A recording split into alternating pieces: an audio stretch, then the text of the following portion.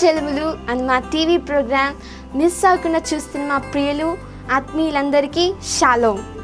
దేశ విదేశాలలో దేవుని చేతంగా వాడబడుచున్న దైవజనులు, దేవుని దాసులు పాస్టర్ రాజేంద్ర కుమార్ గారు దైవ సందేశాన్ని అందించెదరు. దేవునికి స్తోత్రాలు. మీ అందరికీ వందనాలు.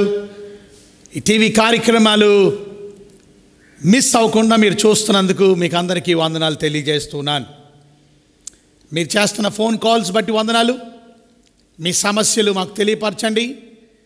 అంత మాత్రమే కాదు, ఈ వాక్యాల ద్వారా మేము ఎంతగానో బలపరచబడుతున్నామండి.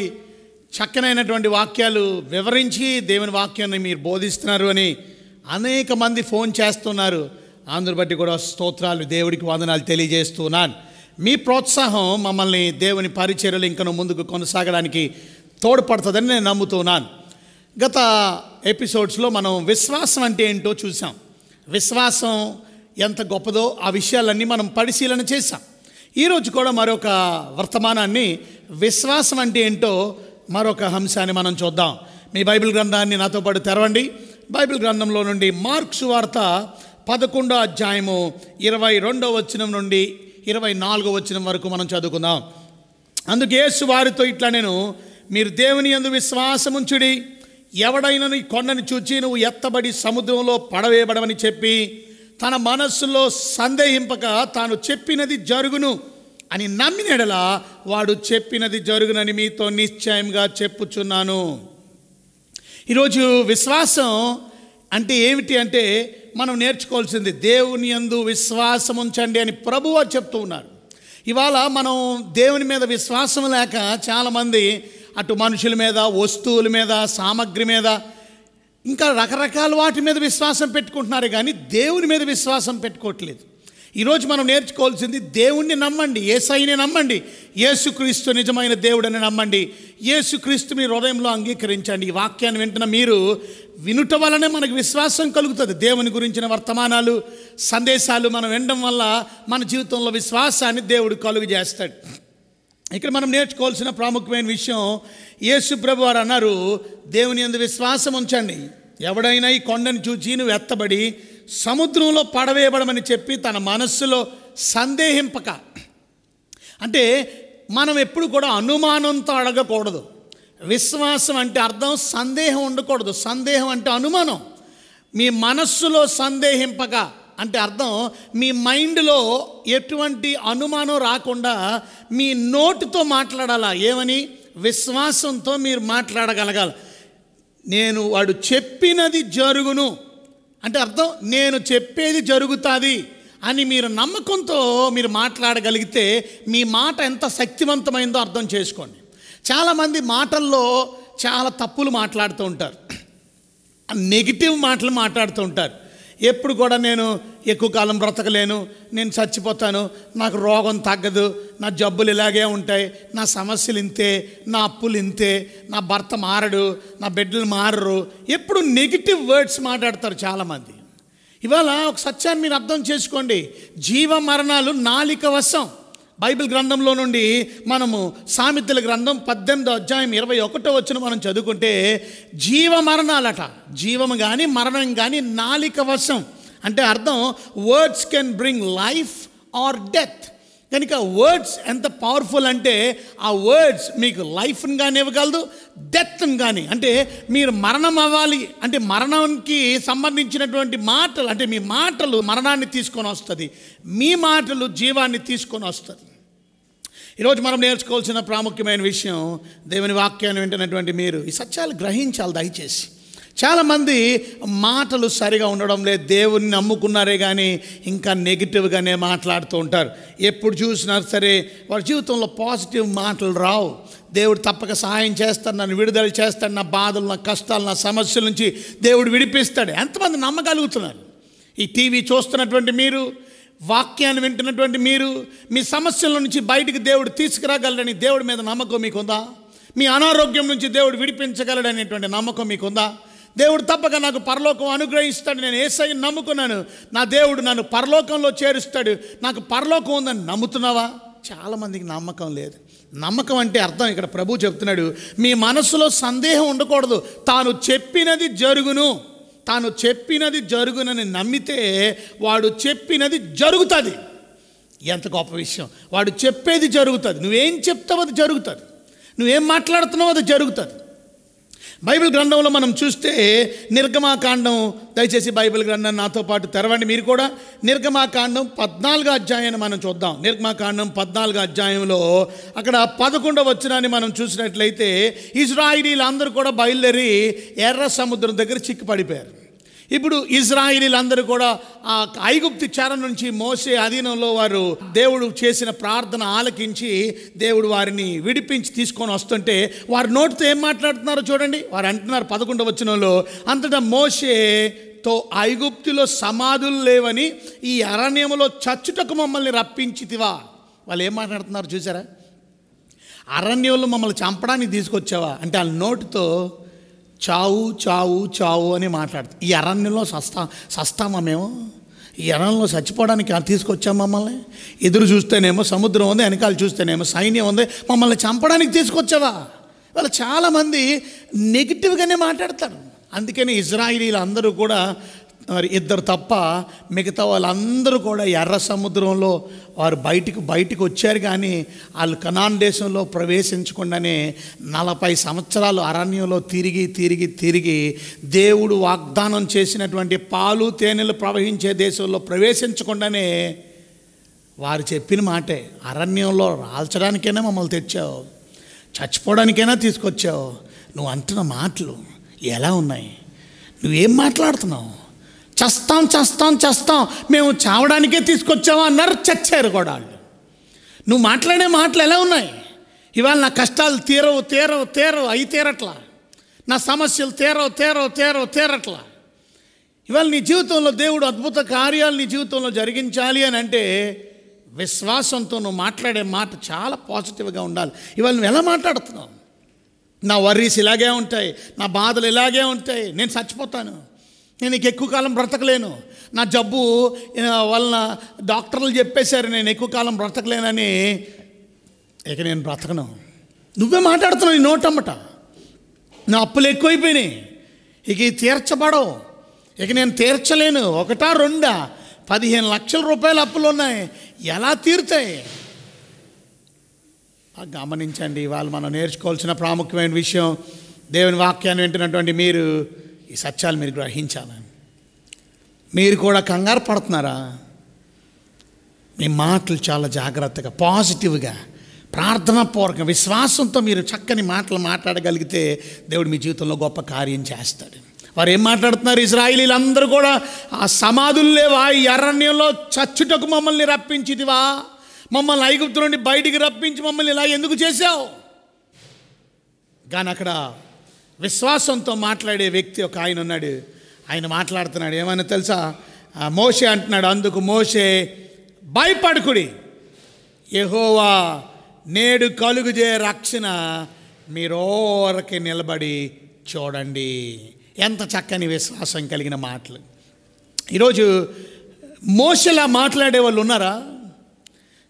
ఈ మోషే మాట్లాడినట్టు మీరు మాట్లాడుతున్నారా? మోషే ఏం మాట్లాడుతున్నాడు? భయపడకండి, యెహోవా నేడు కలుగుజే రక్షణ మీరు ఓరకి నిలబడి చూడండి. మీరు నేడు చూస్తున్న ఐగుప్తీయులను ఇక మీదట మీరు ఎన్నడూ చూడరు. ఎంత చక్కని మాటలు. ఈరోజు ప్రభునందు దేవుని బిడ్డలారా, వాక్యాన్ని వింటున్నటువంటి మీరు ప్రభు మీద నమ్మకం, విశ్వాసంతో మాటలు వస్తాయి. నా దేవుడి మీద నమ్మకంతో నా నోరు మాట్లాడుతుంది. ఇవాళ మోషే గారు మాట్లాడుతున్న మాటలు మరి ఏ ఇశ్రాయేలీలు మాట్లాడట్లా, ఏ ప్రజలు మాట్లాడట్లే. అందరూ చచ్చిపోతాం అని అంటున్నారు. కానీ మోషే అంటున్నాడు, భయపడకండి, డోంట్ బీ అఫ్రైడ్. మీరు అనగలరా? I'm not going to be afraid. నేను ఎటువంటి సమస్య నాకున్నా నేను భయపడను. నీ నోటితో మాట్లాడు, నేను భయపడను, దేవుడు ఉన్నాడు నాకు. నేను దిగులు పడను, దేవుడు ఉన్నాడు నాకు. నా కష్టాల గురించి నేను భయపడను, నాకు దేవుడు ఉన్నాడు. అటువంటి విశ్వాసంతో నువ్వు మాట్లాడగలుగుతున్నావా? అతను ఇంకా మాట్లాడినాడు, the lord will save me అనే విషయాన్ని నువ్వు అనగలవా? యెహోవా నేడు కలుగుజే రక్షణ మీరు ఓరికనే నిలబడి చూడండి. మీరు నేడు చూస్తున్న ఐగుప్తీయుల్ని ఇక మీదట ఎన్నడూ చూడరు. యెహోవా మీ పక్షాన యుద్ధం చేస్తాడు. ఇవాళ ఇంత చక్కని మాటలు నీ నోటితో మాట్లాడగలిగినప్పుడు దేవుడికి అంత సంతోషం కలుగుతుందో. అందుకనే విశ్వాసంతో మనం మాట్లాడే మంచి మాటలను బట్టి దేవుడు మన జీవితంలో గొప్ప కార్యాలు దేవుడు జరిగించగలడు. మన విశ్వాసం దేవుడి మీద ఉన్నప్పుడు మన నోరు విశ్వాసంతో చక్కగా మాట్లాడగలగాలి. నెగిటివ్గా మాట్లాడకండి. ఒక అబ్బాయి వాళ్ళ అమ్మతో అనేవాడట, అమ్మ అది కోపం వచ్చినప్పుడల్లా, అది ఏడ్చినప్పుడల్లా, అమ్మ ఏదో రోజు బస్సు కింద పడి చచ్చిపోతానే నేను, ఏదో ఒక రోజు బస్సు కింద పడి చచ్చిపోతానే నేను. ఇది కోపం వచ్చినప్పుడల్లా ఇదే డైలాగ్ కొడతాడు. 4 సంవత్సరాలు అయింది. ఒకరోజు ఆయన మోటార్ సైకిల్ మీద ఇంటికి వస్తుంటే బస్సు అతన్ని గుద్దేసింది. అతను కరెక్ట్గా బస్సు కింద పడిపోయి మరణించాడు. వాళ్ళ ఇంటి పక్క వాళ్ళు చూసి, అమ్మ మీ అబ్బాయి బస్సు కింద పడిపోయాడమ్మా. వాళ్ళ అమ్మ పరిగెత్తుకొని వెళ్ళి చూస్తే నిజంగానే వాళ్ళ అబ్బాయి బస్సు కింద పడిపోయాడు. ఏం చెప్పాడు? నువ్వేం మాట్లాడుతున్నావు? చాలాసార్లు మనం నెగిటివ్గా మాట్లాడుతాం. ఎప్పుడు మాట్లాడకండి అలాగా. నా బాధలు తీరవు అనకండి. అవి తీరవు నిజంగానే. నా అప్పులు తీరదు అనకండి. నా జీవితం ఇంతే అనకండి. నా జీవితం దేవుడు అద్భుతంగా రూపుదిద్దుతాడు. ఆయన మీద పెద్ద ఆలోచనలు పెట్టుకో. ఆయన గొప్ప ఆలోచనలు నీ పట్ల కలిగి ఉన్నాడు. ఆయన నీ పట్ల ఎత్తైన తలంపులు కలిగి ఉన్నాడు. ఈరోజు ప్రభుత్వం దేవుని బిడ్డలారా, మోషే మాట్లాడుతున్నట్టు నేను భయపడవసరం లేదు. మీరు భయపడకండి. ఎందుకు భయపడుతున్నారు మీరు? నమ్మకం ఉన్నవాడు ఎప్పుడు భయపడ్డు, విశ్వాసం ఉన్నవాడు ఎప్పుడు భయపడ్డు, దేవుడి మీద ఆధారపడేవాడు ఎప్పుడు భయపడ్డు. ఆ దేవుడి మీద ఆధారం లేనివాడు, నమ్మకం లేనివాడు భయం వేస్తుంది. అందుకని మోషే అంటున్నాడు, భయపడకండి. ఇవాళ మీ సమస్యల గురించి భయపడకండి, మీ ఇబ్బందుల గురించి భయపడకండి. నేడు యెహోవా కలుగజే రక్షణ ఓరకనే నిలబడి చూడండి. అతను అన్నట్టే ఓరకనే నిలబడి చూశారు. అంతే, దేవుడు గొప్ప కార్యం చేశాడు. సముద్రం 2 కింద పాయలు అయిపోయింది. ఎంత గొప్ప దేవుడు అండి మన దేవుడు.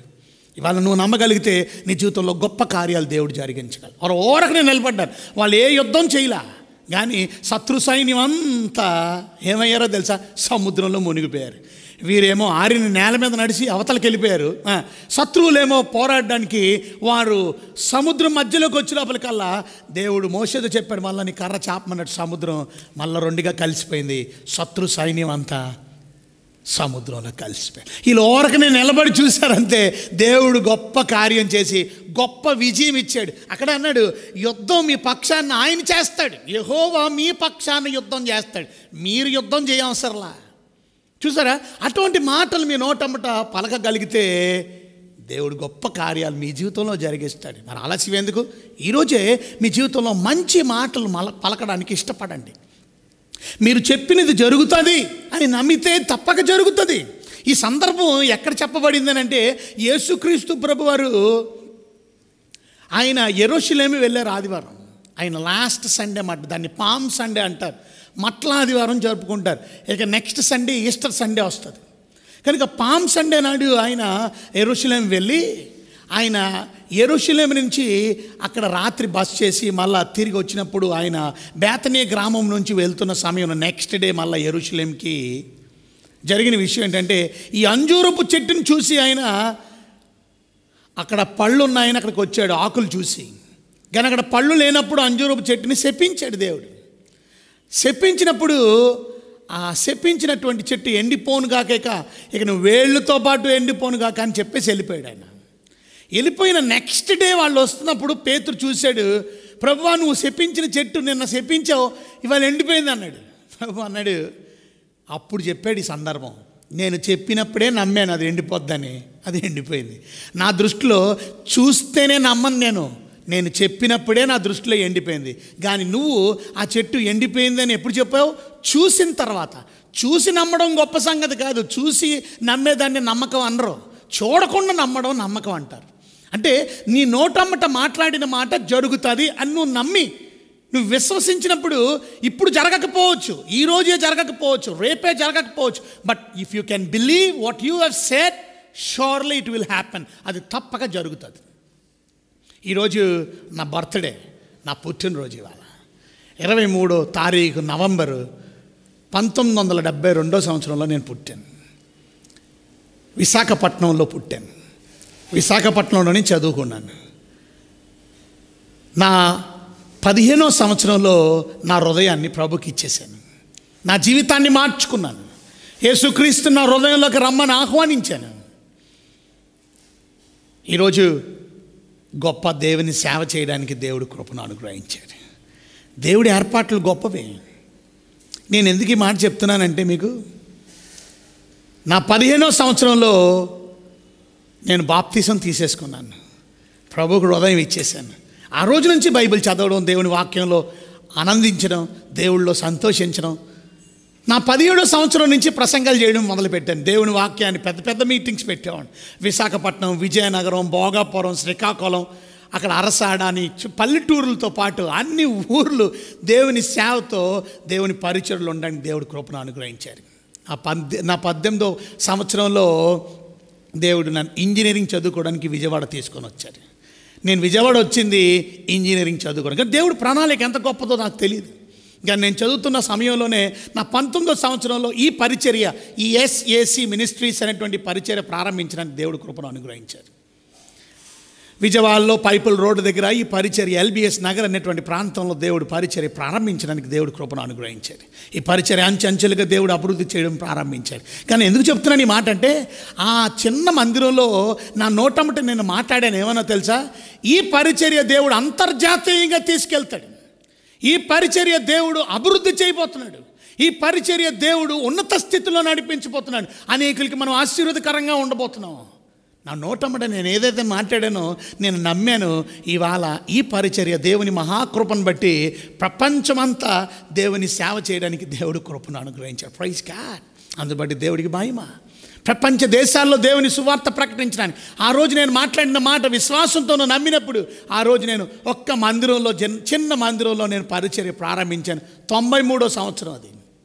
కానీ దేవుడు అద్భుతమైన రీతిలో కొన్ని సంవత్సరాల్లోనే నేను మాట్లాడినటువంటి మాట, విశ్వాసంతో మాట్లాడిన మాట, గొప్ప కార్యాలు దేవుడు జరిగించి ఇవాళ ప్రపంచమంతా దేవుని వాక్యాన్ని అందించడానికి, ఇంగ్లీష్ స్పీకింగ్ చర్చెస్లో కూడా దేవుడి వాక్యాన్ని చెప్పడానికి దేవుడు తీసుకెళ్ళాలి. ఈ సంవత్సరంలో కూడా మరొకసారి అమెరికా దేశంలో మరి 3 నెలలు కదా, జూన్ నెల, జూలై నెల, ఆగస్ట్ నెలలో దేవుడి వాక్యాన్ని చెప్పడానికి వెళ్ళి 8 రాష్ట్రాల్లో దేవుని వాక్యాన్ని చెప్పి రావడానికి దేవుడు కృపను అనుగ్రహించాడు.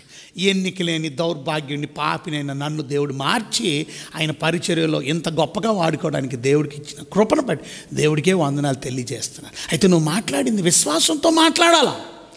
నేను తప్పక అనాది పిల్లల్ని చూద్దాం, దిక్కులేని పిల్లల్ని చూద్దాం, ఎదవరాళ్ళని పరామర్శిద్దాం. నేను నోటమ్మట మాట్లాడిన మాట నమ్మేని. ఇవాళ మనం దేవుని కృపను బట్టి ఎస్ఎస్సి పరిచయం అనేక మంది దిక్కులేని పిల్లలను, అనేక మంది ఆర్ఫన్ చిల్డ్రన్ని పోషించడానికి, వారికి భోజనం, వారి సౌకర్యం, వారి బట్టలు, వారి స్కూల్ పంపించడం, వారికి సంబంధించిన ఆ సౌకర్యాలన్నీ మా ఇంట్లో ఉన్నటువంటి పిల్లల్లాగా అలా ఎంత సంతోషంగా. చూసారా, నువ్వు మాట్లాడింది జరుగుతుందని నమ్మితే దేవుడు తప్పక జరుగుతాడు. ఏం మాట్లాడుతున్నావు నువ్వు మాట్లాడుతుంది దేవుడు తప్పక చేస్తాడు నా జీవితంలో. నువ్వు చెప్పినది జరుగునని నమ్మితే దేవుడు తప్పక జరిగిస్తాడు. నేను జబ్బులోనే ఇలాగే బాధపడుతున్నానని బాధపడుతున్నావు తప్ప దేవుడు ఈ జబ్బు నుంచి నన్ను విడిపిస్తాడని మాటలు మాట్లాడి వాళ్ళ నీ నోరమ్ముడా మంచి మాటలు రానియండి. ప్రభువు నన్ను విడిపిస్తాడు, సహాయం చేస్తాడు. ఆయన నన్ను విడుదల చేసే దేవుడు. ఆయన నాకు తప్పక సహాయం చేయగలడు. ఆయన డాక్టర్లు అసాధ్యమైనప్పటికీ నీ జీవితంలో దేవుడు గొప్ప అద్భుతం చేయగలను నమ్మితే, నోటమ్మట మాట్లాడగలిగితే, వచ్చినటువంటి స్నేహితులకి, బంధువులకి, సంఘబిడ్డలకి సాక్ష్యం చెప్పి దేవుడు గొప్ప కార్యం చేస్తాడు నా జీవితంలో అని నువ్వు విశ్వసించగలిగితే, నోటితో మాట్లాడగలిగితే నీ జీవితంలో దేవుడు గొప్ప కార్యం చేస్తాడు. మోసే ఈ మాటలు మాట్లాడగానే ఏం మాట్లాడాడు? భయపడకండి, యెహోవా నేడు మీకు కలుగుజే రక్షణ, ఓరకనే నిలబడి చూడండి. నేడు మీరు చూస్తున్న ఐగుప్తీయుల్ని ఇక మీదట మరి ఎన్నడూ చూడరు. చూసారా, ఆయన ఒక మంచి మాట మాట్లాడాడు 14వ వచనంలో, యెహోవా మీ పక్షాన యుద్ధం చేయును. యెహోవా మీ పక్షాన యుద్ధం చేయును అంటే యెహోవాని కనపరిచాడు. తన నోటమ్మట యెహోవా ఎంత గొప్ప దేవుడో ప్రజలకు చెప్తున్నాడు. ఇవాళ నీ నోటమ్మట దేవుణ్ణి గనపరచగలిగితే దేవుడు ఎంత మురిసిపోతాడో, ఎంత సంతోషిస్తాడో. అలాంటి వారికి దేవుడు అవకాశాలు ఇస్తాడు. దేవుణ్ణి గనపరచువారు, నన్ను గనపరచువారు నేను గనపరుస్తాను అన్నాడు. మోషేకి అందుకని అవకాశం ఇచ్చాడు. మోషే ఇక ప్రార్థన చేయడం ఆఫ్ చేసి నీ కర్ర పైకెత్తు అన్నాడు. చూసారా, మోసే ద్వారా దేవుడు అద్భుతం చేయడానికి ఇష్టపడ్డాడు. ఎందుకంటే మోషే నోటమ్మట దేవుడిని ఘనపరిచాడు. ఆయన నోటమ్మట దేవుడు ఎంత గొప్ప దేవుడో. ఆ దేవుడు మనకుంటుండగా ఎందుకు భయపడుతున్నారు మీరు? ఆ దేవుడు మనకుంటుండగా ఎందుకు మీరు బాధపడుతున్నారు? ఎందుకు ఏడుస్తున్నారు? ఎందుకు వేదన చెందుతున్నారు? ఎందుకు కలత చెందుతున్నారు? ఆయన మనకున్నాడు కదా అని ధైర్యంగా చెప్పడంతో ప్రభు అన్నాడు 15వ వచనంలో మనం చూస్తే, అంతలో యెహోవా మోషేతో, నువ్వేళ నాకు మొరపెడుతున్నావు, సాగిపోడి అని ఇశ్రాయేలుతో చెప్పుమని దేవుడు చెప్పాడు. 16వ వచనంలో, నువ్వు నీ కర్ర ఎత్తి ఆ సముద్రం వైపు నీ చెయ్యి చాపి దాన్ని పాయలుగా చేయము, అప్పుడు ఇశ్రాయేలు సముద్రం మధ్యన ఆరిన నేల మీద నడిచి పోవుదురు. ఈరోజు ప్రభునందు దేవుని బిడ్డలారా, మోషేకి దేవుడు అవకాశం ఇచ్చాడు. ఎందుకు అనంటే దేవుడు